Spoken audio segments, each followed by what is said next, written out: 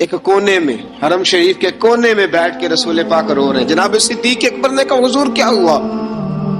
فرمایا ابو بکر سوچ رہا ہوں خدا اگر مجھے پیسے دے تو میں بلال کو خرید لوں، اگر رب پیسے دے تو خرید لوں، سوچ رہا ہوں. جناب ابو بکر صدیق گھر گئے، گھر جا کے حضرت عباس کو بھیجا، کہا امیہ میرا مخالف ہے، مجھ سے وہ بات نہیں کرے گا، آپ جائیے، آپ جا کے کہیے بلال کو بیچ ڈالے.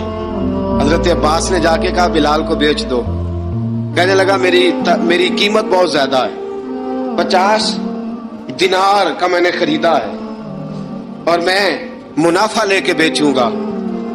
حضرت عباس نے آ کے جناب صدیق اکبر کو بتایا تو ابو بکر صدیق فرمانے لگے چل مجھے ساتھ ہی لے جا، دیکھ لیتے. پہنچے، جب ابو بکر صدیق کو آتے دیکھا نا تو چڑ گیا. کہنے لگا ابو بکر اگر تو بلال کو خریدنا چاہے تو وہ جو تیرے پاس رومی غلام ہے وہ مجھے دینا پڑے گا، 2 لونڈیاں اس کے ساتھ دینی پڑیں گی، اور یہ 50 دینار کا ہے، میں تجھ سے 2000 دینار لوں گا. 50 دینار کا ہے، 2000 دینار لوں گا. حضرت صدیق اکبر رضی اللہ تعالیٰ عنہ نے فرمایا مجھے منظور ہے، مجھے منظور ہے، منظور ہے مجھے. تو ابو بکر صدیق نے وہ تینوں غیر مسلم غلام لیے، 2000 دینار لیے. حضرت عباس نے بھی کلمہ نہیں پڑھا تھا. کہنے لگے ابو بکر تو کامیاب تاجر ہے، کیا کرنے لگے ہو؟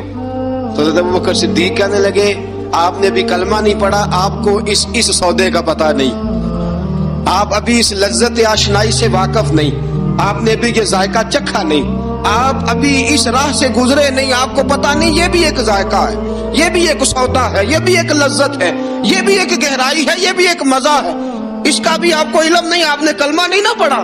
محبت کو سمجھنا ہے تو نہ سے خود محبت کر، کنارے سے کبھی اندازہ طوفان نہیں ہوتا. فرمایا ابھی تو راہ گزر میں ہے، کہہ دے مقام سے گزر. ابھی ذرا آگے چلیں گے نا، جب آپ کلمہ پڑھیں گے تو آپ کو پتہ چلے گا.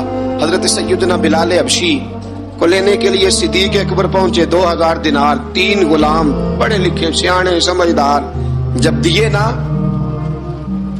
تو امیہ کھلکھلا کے ہنسا، کہنے لگا ابو بکر بڑے گھاٹے کا سودا کیا تو نے، ابو بکر تو نے بڑے گھاٹے کا سودا کیا ہے. یہ پڑھا لکھا مجھے دے کے جا رہا ہے اور یہ ان پڑھ تو لے کے جا رہا ہے، یہ خوبصورت رومی غلام دے کے جا رہا ہے اور یہ حبشی کالے رنگ کا تو لے کے جا رہا ہے، اور 50 دینار کا غلام 2000 دینار میں تو لے کے جا رہا ہے. اتنے گھاٹے کا سودا، اتنی بڑی نادانی. حضرت جناب سیدنا صدیق اکبر رضی اللہ تعالیٰ کہنے لگے امیہ تو کافر ہے، لیکن تو نے ابھی بھی پیسے تھوڑے مانگے ہیں، تو نے بلال کا رنگ دیکھا ہے، میں نے مصطفیٰ کے عشق کا رنگ دیکھا ہے. فرمایا تو ابھی اس کے رنگ میں الجھا ہوا ہے اور میں جو اس کے باطن کا حسن ہے وہاں تک پہنچ گیا ہوں. حضرت سیدنا بلال حبشی رضی اللہ تعالیٰ عنہ ساتھ کھڑے، ابو بکر صدیق رضی اللہ تعالیٰ عنہ نے ارشاد فرمایا اگر میں یمن کا حکمران ہوتا، یمن کا بادشاہ ہوتا، اور تو مجھے کہتا کہ بلال میں تب دوں گا جب تو مجھے یمن کی حکمرانی دے گا، فرمایا میں تجھے یمن کی حکمرانی بھی دے دیتا لیکن بلال کو ضرور خرید کے لے جاتا. حضرت بلال حبشی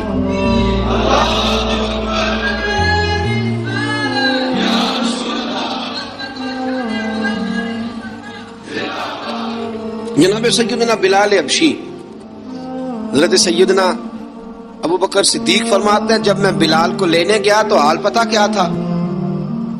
ادھر دیکھیے گا. فرماتے ہیں کہ ٹانگیں اوپر کر کے نا، جس طرح آدمی رکوع میں بیٹھتا ہے اس طرح کر کے نا ٹانگیں، اور سر پھر زمین کو لگا کے اس طرح سجدے میں آپ جاتے ہیں، لیکن بالکل ٹانگوں کے ساتھ سر رکھ کے.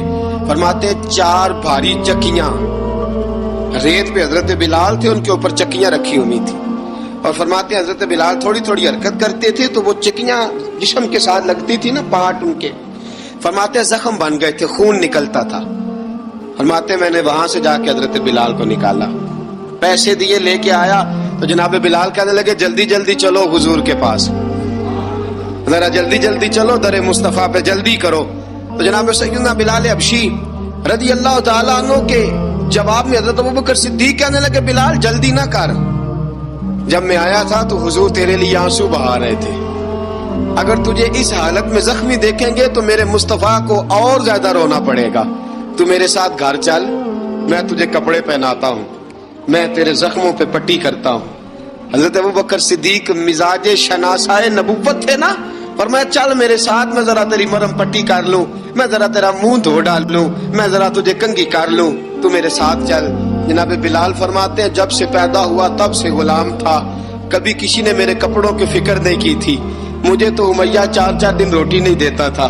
فرماتے ہیں جب میں گیا ابو بکر کے ساتھ, ابو بکر صدیق نے ایک چٹائی بچھائی, صدیق اکبر چٹائی کے اوپر میرے ساتھ بیٹھ گئے. فرماتے ابو بکر نے تیل منگایا, وہ تیل میرے زخموں پہ, ابو بکر صدیق نے وہ تیل میرے سر پہ, میری داڑھی پہ. فرماتے ہیں پھر کنگھا کیا. پھر ابو بکر صدیق نے ایک جوڑا منگایا, وہ کپڑے مجھے پہنائے. ابو بکر صدیق نے پگڑی منگوائی, وہ پگڑی کھول کے میرے سر پہ بندھوائی. فرماتے ہیں ابو بکر نے مجھے تیار کیا. فرمایا تو آج جا رہا ہے در رسالت مآب پہ, در رسالت مآب پہ. آج تو پہنچ رہا ہے حضور کے دروازے پہ. بن کے جوگن مدینے نو جاواں گی میں, جو بیتی نبی نو سناواں گی میں. حضرت جناب سیدنا, اور وہ کسی شاعر نے تو بڑی شاندار بات کی, اس نے کہا بڑی امید ہے سرکار قدموں میں بلائیں گے, کرم کی جب نظر ہوگی مدینے ہم بھی جائیں گے. اگر جانا مدینے میں ہوا ہم غم کے ماروں کا, مکینے گنبد خضرا کو حال دل سنائیں گے. حضرت بلال حبشی رضی, ان کے دل میں بڑی امنگ تھی آج جاؤں گا در رسالت مآب پہ. ملا رومی لکھتے ہیں کہ جناب سیدنا صدیق اکبر نے سجایا سوارا, جناب بلال کے آنسو رکتے ہی نہیں. کہا باپ ہوتا ہے جو خدمتیں کرتا ہے. میں نے آنکھ کھولی تو باپ کا سایہ تو میں نے دیکھا ہی نہیں. اور فرمایا ماں تھی تو ماں جب بھی میں کام کر کے آتا تھا تو مجھے دیکھ کے میری اماں بس رو دیا کرتی تھی. 2-3 بہنیں تھیں, اور حضرت بلال فرمانے لگے ان بہنوں کو میں دیکھتا تھا تو وہ میرا حال دیکھ کے روتی تھی, اور جب وہ مجھے دیکھتی تھی تو میں رو دیا کرتا تھا. فرمایا ابو بکر میں نے تو یہ رنگ ڈھنگ دیکھے نہیں جو آج تو مجھے دکھا رہا ہے. جناب سیدنا صدیق اکبر رضی اللہ تعالیٰ عنہ بنا سوار کے نا حضرت بلال کا ہاتھ پکڑ کے سینے پہ رکھا. جناب بلال ہچکی لے کے روئے.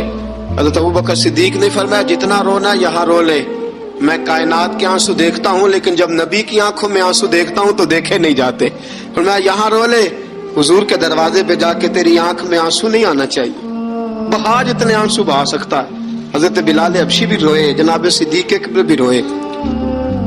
جب پہنچے نا دروازہ رسول پہ, حضرت سیدنا ابو بکر صدیق لے کے پہنچے, پابند کر دیا تھا نا حضرت بلال کو, بلال تو نے رونا نہیں, عشق ہوئے تے درد ہوئے تے ہائے نکلے, پھر کوئی نہیں رہندا جار کے.